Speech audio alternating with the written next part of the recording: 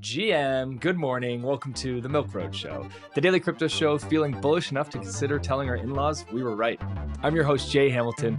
It's Tuesday, July the 8th. Today, we are joined by Keli Callaghan, early team member at Algorand, currently partner at Arrington Capital, a multi-strategy VC and liquid hedge fund focused on crypto. They're invested in Etherfi, Moonwell, Space and Time, Redstone, and many more. Today, we are going to talk about the state of VC funding. VC funding topped 2.8 billion in June, back on the rise. It's the second highest month since the last cycle, since 2022. We're also going to talk about corporate treasury strategy, and not just Bitcoin, Ethereum corporate treasury strategy, and other tokens corporate treasury strategy. We're going to talk about that growing trend. And finally, we're going to talk about the Pump.fun token launch, which might be happening later this week, might not be. There's a little bit of confusion right now on crypto Twitter and noise happening. But the main question is, whenever it does happen, what are the details? And is this something you should be thinking about investing in? Before we jump in, I hate to ask this, everybody, but it could do me a quick favor. Give us a like or a subscribe or a review wherever you are listening. It really helps out the show. And most importantly, it helps us get in front of more investors and make sure that investors coming into crypto do so in a safe and secure manner and don't get wrecked along the way and then rage quit and just leave, because we want people here to stay as we gain adoption towards 1 billion on-chain users. Today's episode is brought to you by Definitve, the leading on-chain trading terminal trusted by funds, DAOs, and whales. It's also brought to you by Ledn. Get cash without selling your Bitcoin. Without further ado, Keli, welcome to the Milk Road Show. Thank you, Jay, and thank you for having me. I already told my in-laws I was right, just for the record, throwing that out there. That's because you're from Boston. You've been right your whole life. Mostly true. Okay, let's start with state of VC funding. You're obviously in one of the larger VCs in this space, so no better person to talk to today. Yesterday, Blockworks put out a report talking about VC funding in June. Let me just pull up this chart that shows June was a really good month. Almost 3 billion in VC funding flowing into crypto projects. And you can see we haven't been close to that number since 2022. When you look at the current state of VC funding, what are you seeing from your side on the VC side? You know, it's interesting. First of all, kudos to Blockworks. They've been doing a really good job with just data and charts and articles. I mean, even this week, I think they put out all their holdings for their team, and people have started analyzing what's on there. I'm a huge fan of the Blockworks team, so I love their work. This is interesting. So we have both. We do both liquid trading and we do private venture investments. Early stage private venture investments are the crux of our foundation here, and what I have the most fun with. I love working with early stage founders and helping them grow in their early days, hire, expand. This to me seems like it probably includes some of the digital asset treasuries that we've seen come to life. Just looking at the months with the pops here, I don't think there have been as many deals on the private venture side as there have been. It's been a little quieter there. So I have to think that this includes all the digital asset treasuries. I think that crypto natives are more aware of the expansion opportunity on those and sort of the markets that they open up. And I think that there's been a lot flowing into that stuff. Yeah, let's talk about this corporate treasury theme, because this is quite honestly the biggest narrative right now. I would say the first half of the year, Bitcoin's basically been the biggest narrative since the ETF launched 1.5 years ago, even though altcoins keep trying their darndest to get the narrative back. Meme coins had their moment, but really it's been Bitcoin and Bitcoin treasury companies, and now it's growing beyond Bitcoin to other treasury companies as well. From what are you seeing when you look at this? Let's take a step back. Why are corporate treasuries so popular right now, and why are they getting so much attention? A couple things. One, I think many people look at it as a safer bet. Two, I think it's been a model that's been proven. MicroStrategy's been doing this for years, and you get more access to some of it. Through some lenses, it's a better play than just buying spot and just taking a position in the asset, on a digital asset, on any of the platforms or exchanges that exist today. I think there's also this element that people forget of, and maybe that's what those in crypto or crypto native are more aware, is that we're still sort of our own crypto ecosystem, and it's been harder to grow and expand the pie everywhere else. And if you look at some of these digital asset treasury strategies, sure, there's been a bunch in the US, there's been some in Canada. They're also popping up in other places in the world. And you forget that not everyone in the world can work within the crypto digital asset space as other jurisdictions. And so when you get the opportunities to have them on a publicly traded equities vehicle in some other country where the rules or regulations or taxation is different, and then you get them in a stock play, there's a unique opportunity there. Mm-hmm. It seems like the most obvious statement to make, but yet it is very nuanced and difficult to grasp, which is that quite simply, there are people, and it's hard for our listeners to know this, that cannot buy spot crypto, can't buy tokens. They can't because of jurisdiction, they don't know how, it's not easy for them, or their brokerage or whoever they work with can't recommend it, can't actually sell it to them, like for a whole variety of reasons. Mandate. And there's It's a lot of family capital. office that can't do it. It's a retirement fund that can't buy a digital asset. Well, guess what? They can still buy, SBET stock, right? Mm-hmm. Right. Okay, so we have this large capital sitting in various forms around the world that doesn't have access. I mean, even last week we talked about, people forget that in China you cannot buy or hold crypto. And it's been like that since 2022. That is unbelievable. That's crazy. But you also take India. If I'm, for your listeners, don't shit on me if I'm totally wrong here, but I believe in India, if you own a digital asset and it goes down, you don't get to take that as losses, versus if it goes up, you're owing more capital gains taxes. Right. Versus if you have a stock in that country, you can take the losses just as much as you can take the gains. That is a very different ball game for someone in that particular jurisdiction. And the other thing, Jay, is you've seen a lot of tweets I've seen a lot of them recently, just on how few people are actually holding digital assets. And yet it's on CNBC on the daily these days. So it's only a matter of time before that becomes a thing. Time-wise, I think certain countries have gone through their, whether you want to call it their, crypto is the worst thing. Crypto is the enemy moment or choke point moment with crypto. Some countries have gone through that and gotten past that. The US is just now getting past that. We're in the midst of getting past that, and that opens a huge flood of opportunity and potential. The fact that you mentioned in-laws when we kicked off the show, the fact that you can show up to family events and not be shunned anymore, that was only 6 months ago when it was why are you still doing digital assets in crypto? Yeah. It's one of the themes that I constantly remind people is you cannot understate the shift in policy in the US that has happened in the last 6 months and the massive tailwinds that has created. And I think just as a result, I feel like a broken record because I almost say this every day, as a result of tariffs and the macro situation, we're so short-sighted in our view and in our memory. It's like we forget that, hey, 8 months ago, we were dealing with an SEC and a government that was trying to choke us out and literally remove us from America.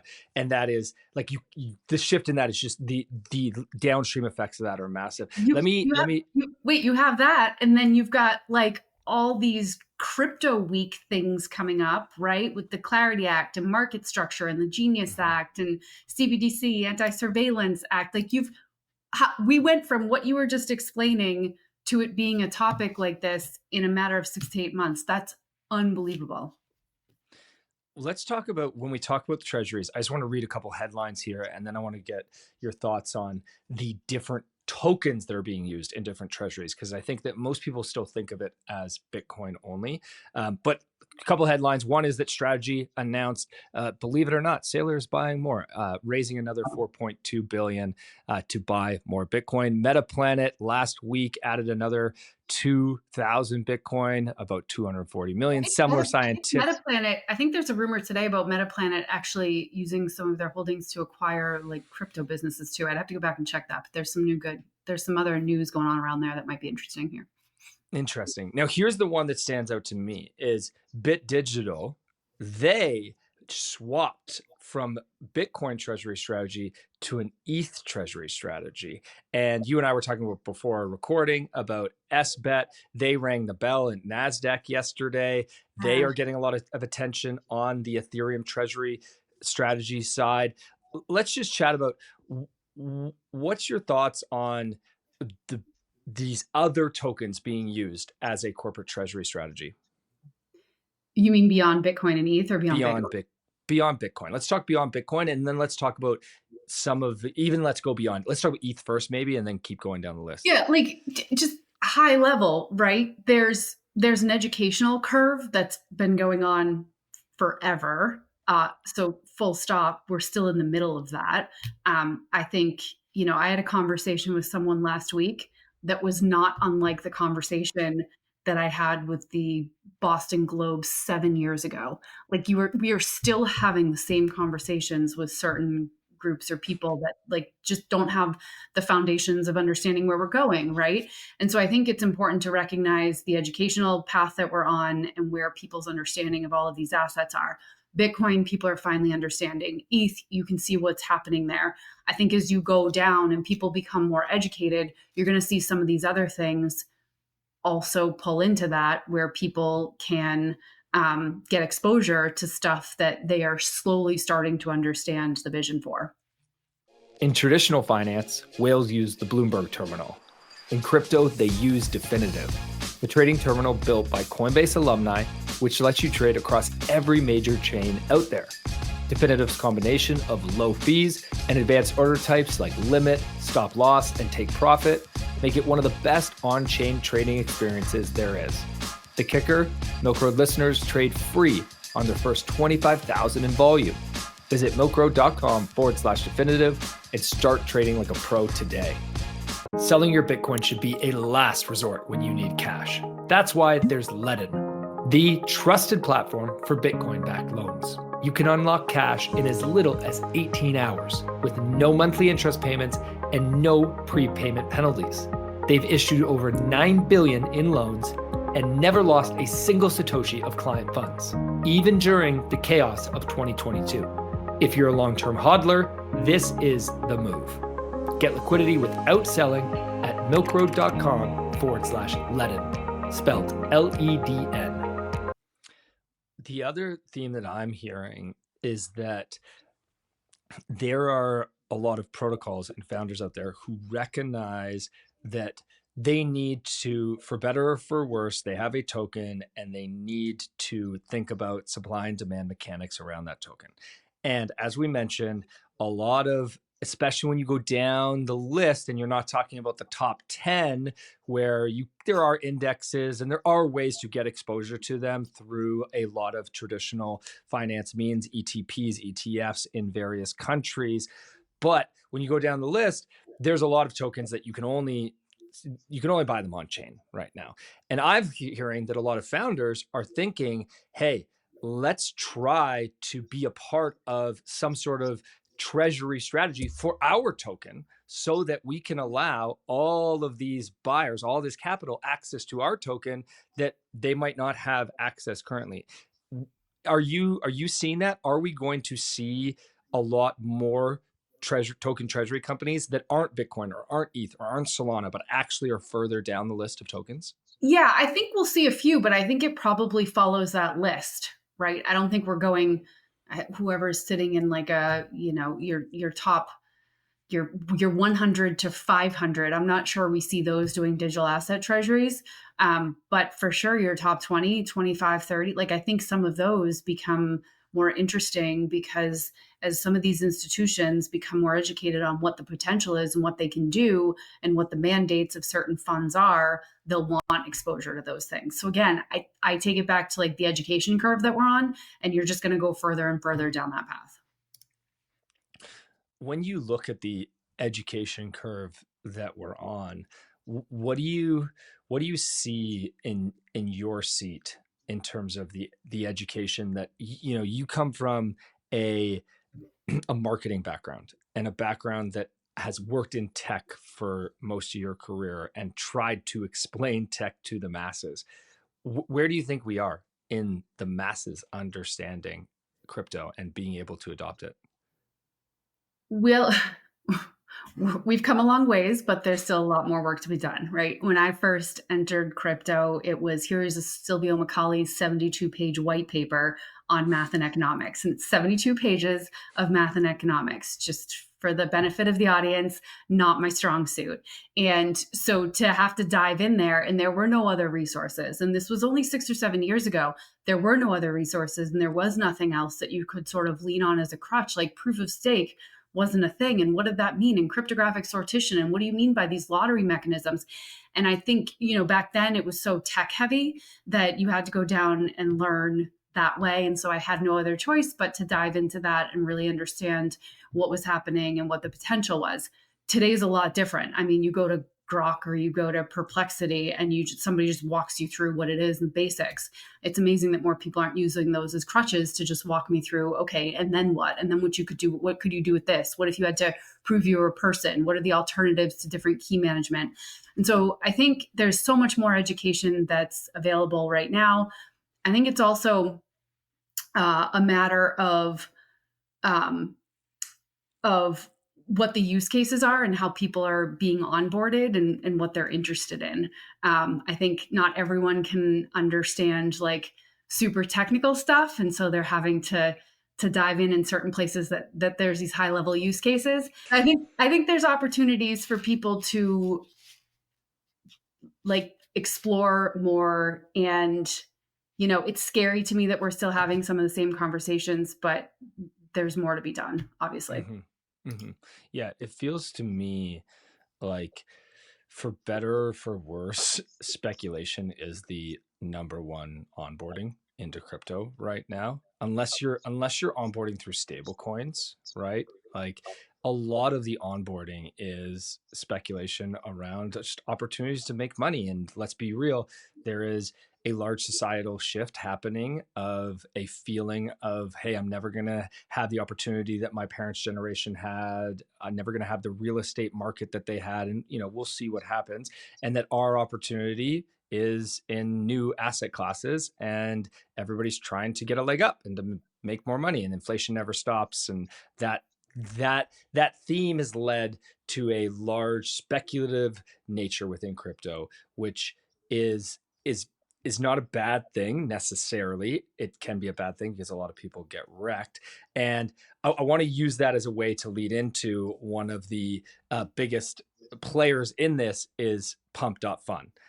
And Pump.fun has just, they're going to launch a token. It's speculated that it could be this week, like this Saturday. Let me just give you some of the numbers here, Kelly, and then you can comment here. So Pump.fun, we all know, has been super successful, right? Incredibly successful. They have been doing, I think it's annualized $700-800 million in annualized revenue. So a true accomplishment through basically taking a 1% fee off of all the trading that happens on their platform for all these tokens that are created. They made it very easy to launch meme coins. Okay, great. Total believer in what they've built. The thing I can't get away from is this token launch does not necessarily feel so good to me. So they're going to launch this token, and what they're proposing is that they're going to sell 15% of the supply at a price of 0.0004 cents, which would give them a fully diluted value of $4 billion. Okay, not totally crazy when you look at their revenue number to have that type of FTV. But here's my issue, is they have not given any details in terms of, is there going to be vesting on these tokens? Like, they have not given any deals. Is there going to be an airdrop to users of another supply? Basically, they're using this as like a raise for, and is there, do you even necessarily understand the tokenomics behind the token? So they're not giving a lot of details. This feels very much to me like the Yuga Labs other side moment of the last cycle, when Yuga Labs released other side. They had that big mint. They wasted millions of dollars in gas, and it kind of marked the top of the NFT cycle. And now people are saying, hey, this could be the top of the meme coin cycle. I don't know what your thoughts are on, you've worked with lots of projects on how to do token launches. How do you look at this and evaluate this and think this through? Okay, first of all, gotta give Pump.fun some credit for being able to obfuscate some of the mechanics of being able to do some of this stuff, right? Mm-hmm. So big, huge check mark for empowering people. We have a couple other portfolio companies that do, account abstraction and chain obfuscation, and they make it easy for companies and individuals to deploy and do stuff. I think the other thing is, you made a comment about what's the airdrop, what's happening, what's going on. I mean, does everyone know everything about every tokenomic plan that they invest in? That's probably a big question mark.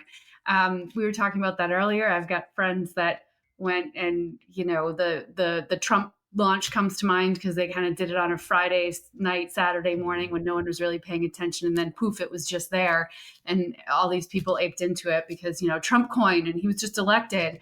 Versus there was a portfolio company of ours that did a token around the same time frame. Great company, stellar founder, much needed infrastructure for the industry.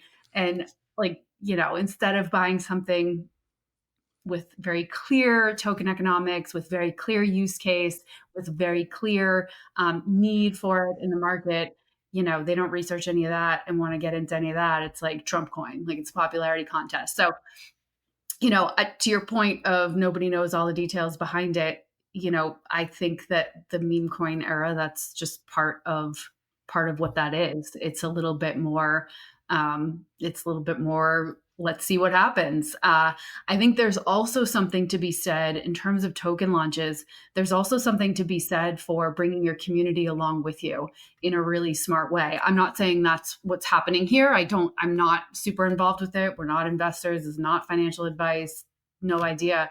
But just anecdotally speaking, there's something to be said for bringing your early supporters and your early community along with you. And some of the better projects really do that. And their initial builders or their initial founders or their initial investors or the initial people that really believed in them or bought the token or mined the token or stood up a validator and ran that and helped get the network off the grounds. You want to bring that group along, and you want to, make them part of your wealth creation and the expansion journey. And maybe this is just a part of that. That's, some hopeful thinking there. But I think that's a real thing when it comes to the token launches. I completely agree. I mean, Hype comes to mind as the standout of this past year, where they really did bring their community along. Their community has done incredibly well as a result of Hype doing well. And you can see that flywheel that creates, right? It is so powerful when you have a army of users who are also invested in your project and want to push your project out to the masses and want to share it. And literally they're the best form of marketing. There's no other way. There's no other way. Unless you have an actual real community that's not paid bot followers, what are you doing, right?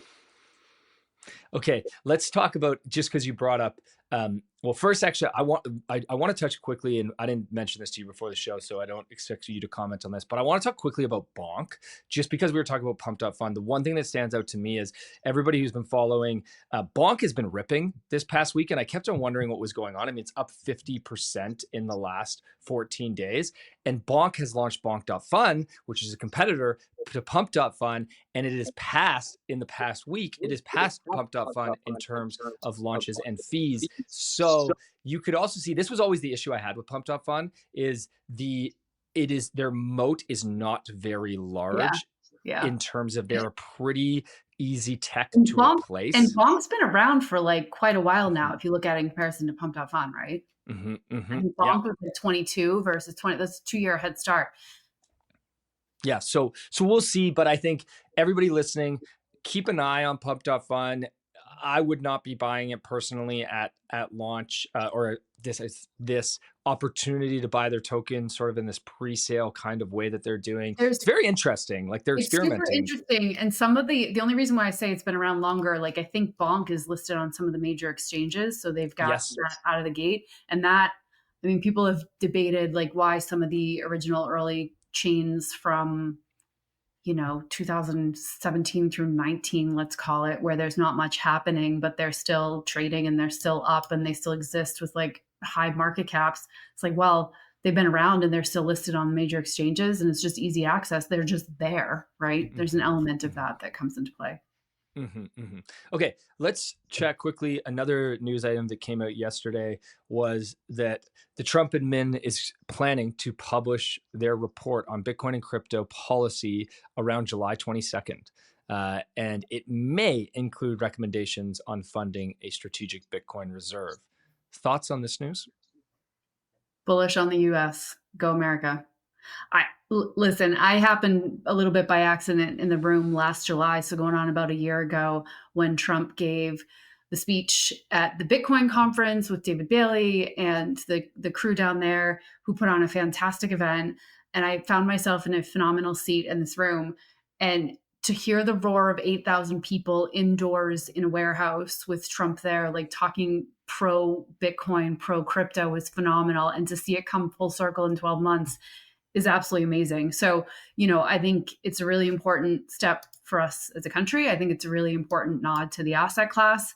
And I'm excited. Like I said, there's a bunch of legislation that's going through right now. We're involved in a couple of the organizations that are pushing this. I've never seen so much involvement in politics and government in the crypto space. And it was January in 2019, I believe, when I first walked around with our chief legal officer, walked around DC to some lobby events and meetings with members of Congress and beyond.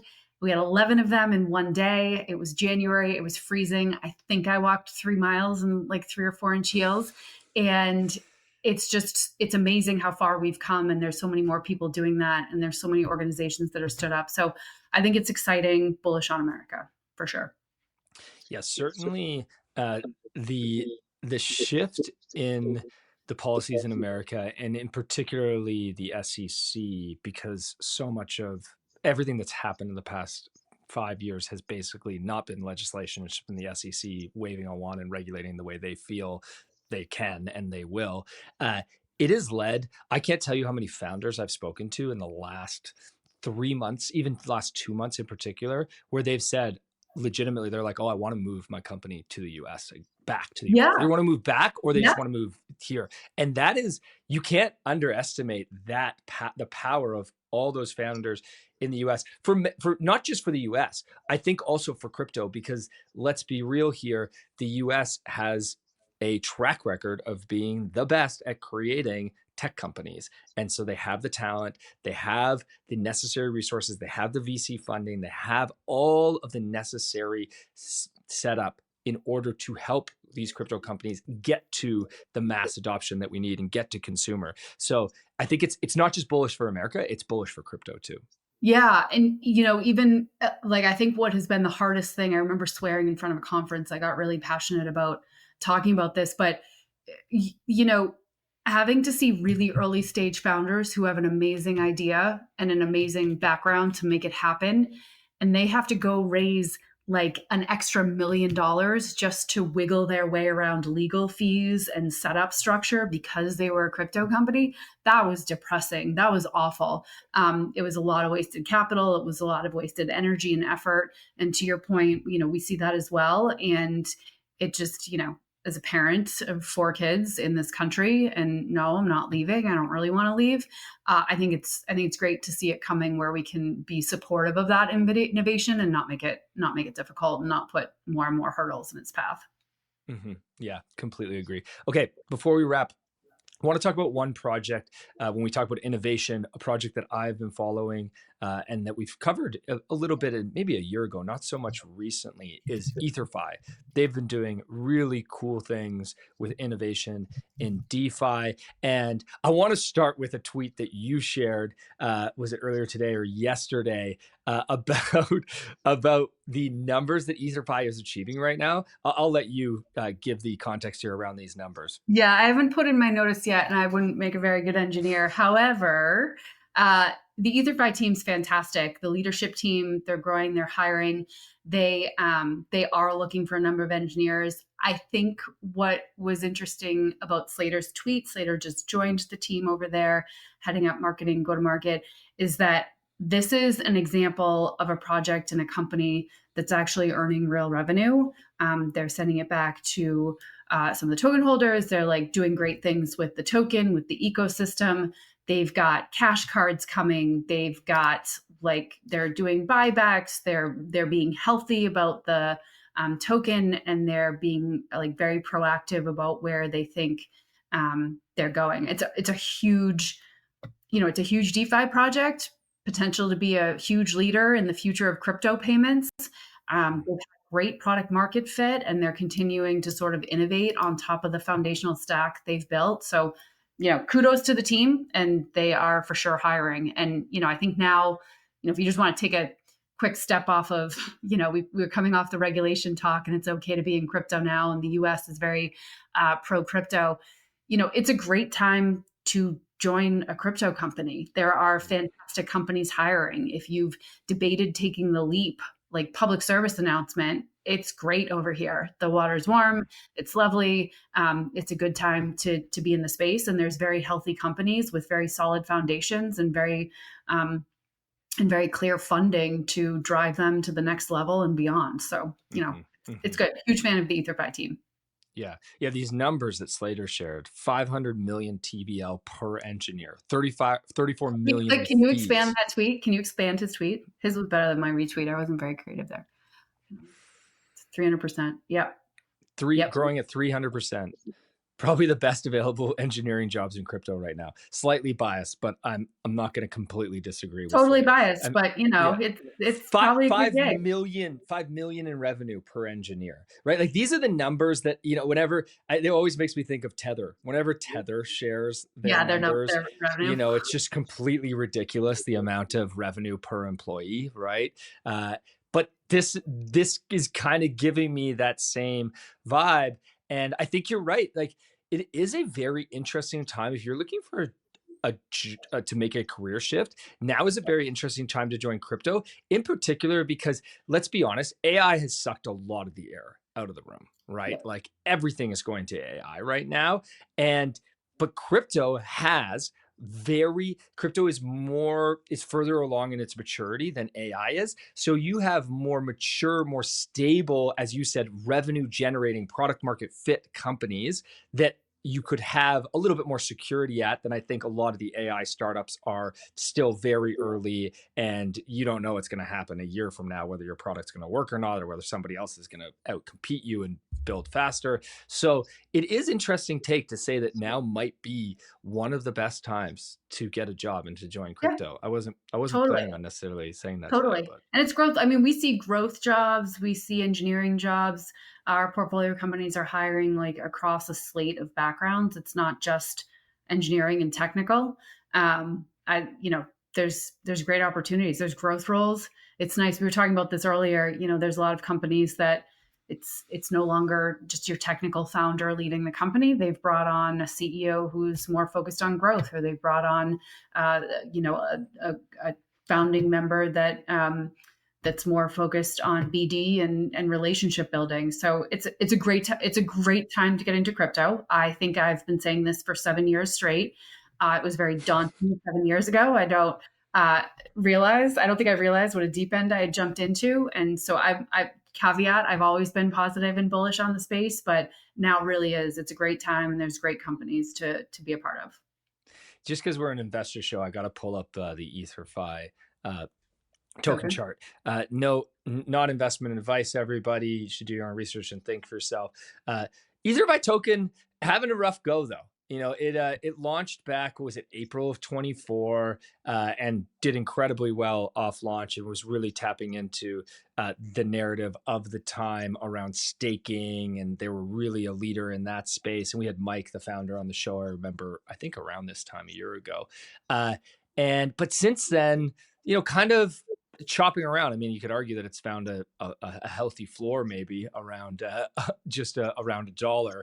But I don't know if you have any thoughts to share on the token. I know you're an investor in them, so maybe you have to be careful about what you say here, but anything you can share. Yeah, I'm not going to comment on token price. I just think that the team's continuing to innovate, and they've sort of always been a leader in the space that they're playing in, and they've got more on their radar and their roadmap, and they're hiring, they're growing. I think they'll continue to be a big player in the space. And you mentioned token buyback too. Like that's the big thing that we keep talking about, is if you do want to take the time to understand tokenomics and to dive into the underlyings of how a project is managing their token, really looking at the DeFi projects that have strong token buyback programs that is an area that I feel like is not getting the attention it deserves. And those tokens, when we see a bull market run again, those tokens are positioned to do very well, in my opinion. Keli, pleasure to get you on the show today. Thanks so much for joining us. Thanks for having me, Jay. Thanks for listening in, y'all. As always, I need to remind you that none of today's episode was financial advice. I'm not your investment advisor. Keli's not your investment advisor. You should do your own research and always think before you invest. If you enjoyed today's show, please do me a favor. Give us a like, give us a subscribe, give us a review wherever you are listening. It'll take you just a few seconds and it'll make a big difference for us and for the show, because we will make sure that any new crypto investor that comes into the space does so in a safe manner. Thanks for listening, and y'all have a wicked awesome day. We'll see you back again tomorrow. If y'all are making swaps or trades right now, highly recommend you check out Milk Road Swap. This is a DEX that we built in partnership with Cow Protocol. Why did we build it? Not to make money, just honestly so we could have a place to do our swaps for the lowest fees that we could find. This is the fees on Ethereum, Arbitrum, and Base are only 0.15% fees. This is a huge difference from other centralized exchanges that charge 0.5% or even up to 1.2% fees on their swaps. Also, you can swap on Solana, all at swap.milkroad.com. Check it out today. You won't be upset. And you can join me in my favorite place to make swaps on chain. As always, if you liked today's episode, please hit subscribe and make sure you follow us so you don't miss out on the next one. There's also a link in the description to our free 5-minute daily newsletter where we simplify crypto for you while making you laugh. And if you're willing to step up your crypto investing game, we're going to also leave a link for Milk Road Pro. You get access to our portfolio where you can see exactly what we are buying. This is your #1 resource to help you invest successfully in crypto. One final note, this show is for educational purposes only, and nothing we say is financial advice. Investing in crypto or any asset is risky, and you should never invest more than you can afford to lose. Thanks so much for listening in, my friends. Have a wicked awesome day.